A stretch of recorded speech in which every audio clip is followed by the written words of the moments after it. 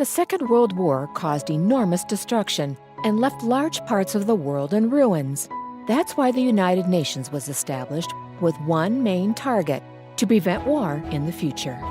The UN is a meeting point where leaders from all around the world can interact. In the UN, countries try to agree on which rules and agreements should apply in the world. The most important topics of discussion in the UN are peace and security, human rights, and sustainable development. The Sustainable Development Goals is the United Nations global agenda to end poverty, fight inequality, and combat climate change by 2030. There are 17 goals and 169 targets. The agenda serves as a joint roadmap for all the countries in the world. One of the main principles of the Sustainable Development Goals is to leave no one behind. The most vulnerable should be given priority. In the UN General Assembly, all countries, small and large, have one vote and the same say. All member states are committed to follow the Constitution of the United Nations, the UN Charter, where peace and human rights are central topics. The most powerful organ of the UN is the Security Council.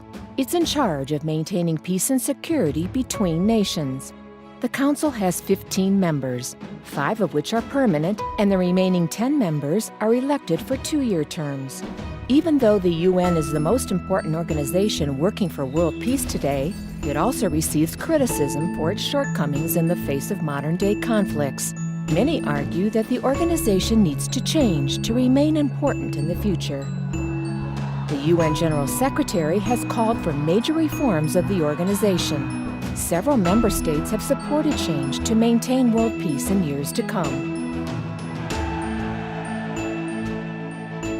No matter how you look at it, the UN is one of the most important meeting points in the world, as well as an arena for international cooperation. Even though the UN isn't perfect, it is the best we've got, and all nations must work together to take care of our world.